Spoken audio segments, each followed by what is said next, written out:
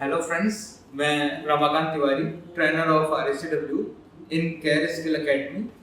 तो आज आपके मेरे नए वीडियो में स्वागत है। एक्चुअल में ये वीडियो बनाने का पर्पस था कि फील्ड में जो मेरे स्टूडेंट्स हैं और जो फील्ड में काम करने वाले लोग हैं, उनकी क्वेरी थी कि कूलिंग होती है, एसी हम ऑन करते हैं, एसी ऑन करने के बाद में 10-15 मिनट आउटडोर चलता है और आउटडोर यूनिट पूरा बंद हो रहा है, उसके साथ कूलिंग बंद हो रही है। तो इसके क्या क्या रीजन हो सकते हैं, इसके ऊपर हम आज डिस्कस करेंगे कि क्या क्या प्रॉब्लम आती है और आपको क्या क्या चीज की टेस्टिंग करनी होगी।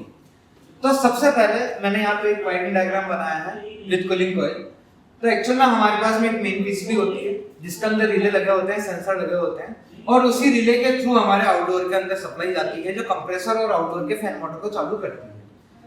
तो होता क्या है कि काफी बार जो है, जब आप फील्ड में जाते हैं तो आपको ये लगता है कि क्या गैस चॉक की वजह से हो रहा है या कोई अदर रीजन है।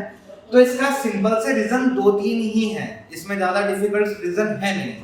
एक्चुअल में सबसे पहला रीजन आता है कि अगर आपके यूनिट के अंदर R32 या R410 ये जो गैस है, अगर उनकी क्वांटिटी कम है, यानी गैस लीकेज है या कोई माइनर लीकेज है जिसकी वजह से गैस कम हो चुकी है, तो उस कंडीशन में होता क्या है कि जब लिक्विड फॉर्मेशन की जो गैस है कूलिंग कॉइल के अंदर एंटर होती है तो लिक्विड कम क्वांटिटी का होता है। तो ये क्या है कि जैसे ही कूलिंग कॉइल में एंटर होता है और जो सेंसर वाला जो पार्ट आता है, यहां तक आते ये आइस जमाने लग जाता है ट्यूब के ऊपर।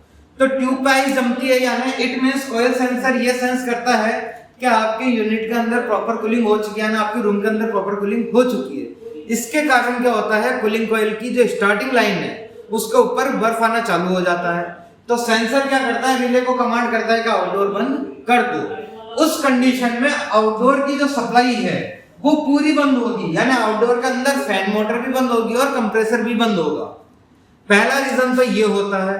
दूसरा होता है कि पीसीबी में कोई फॉल्ट होना कि जिसकी वजह से रिले जो है या सेंसर है वो प्रॉपर तरीके से ऑपरेट नहीं हो रहे हैं। तो दूसरी कंडीशन में आप इसकी पीसीबी भी चेक करवा सकते हो। और तीसरा रीजन होता है कि आप इसके जो सेंसर हैं वो चेक करवा लें। तो सेंसर चेक करने के लिए आपको क्या करना होगा, आप उसको थोड़ा बहुत हीट करके और थोड़ा सा हाथ से रब करोगे और उसका रेजिस्टेंस चेक करोगे तो उसके अंदर रेजिस्टेंस अप और डाउन होना चाहिए। अगर नहीं होता है तो आपको सेंसर चेंज करना होगा। देन फोर्थ पॉइंट आता है जिसकी वजह से आप काफी जन कंफ्यूज भी होते हो। होता क्या है कि आपने पीसीबी चेक करवा ली, सेंसर चेक कर लिया और आपने आउटडोर भी चेक कर लिया कि आपकी जो गैस है वो पूरी है, बट आप ध्यान नहीं देते हो कि जो ब्लोअर मोटर की स्पीड है वो भी कम होने की वजह से ये कंडीशन आ जाती है। ब्लोअर की स्पीड कम होगी तो एयर फ्लो हो जाएगा कम। एयर फ्लो का अगर कम होगा तो कूलिंग कॉइल के ऊपर बर्फ जमना चालू हो जाएगी, यानी आइस जमना चालू हो जाएगी। और जैसे ही सेंसर आइस को डिटेक्ट करेगा, सेंसर का टेम्परेचर बहुत ज्यादा कम होने की वजह से वो रिले को कमांड देता है और आउटडोर को बंद कर देता है।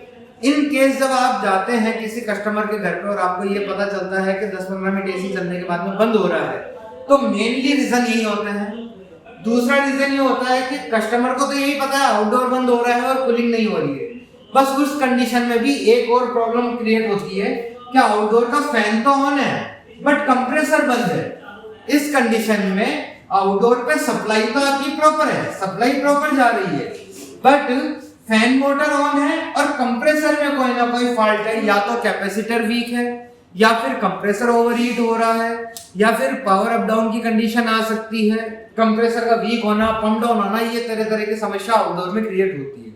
तो मोस्टली या तो कंप्रेसर वीक होगा या फिर गैस की क्वांटिटी ज्यादा होना और कम होना, दोनों ही रीजन में कंप्रेसर के ओवरहीट होने के चांस ज्यादा होते हैं।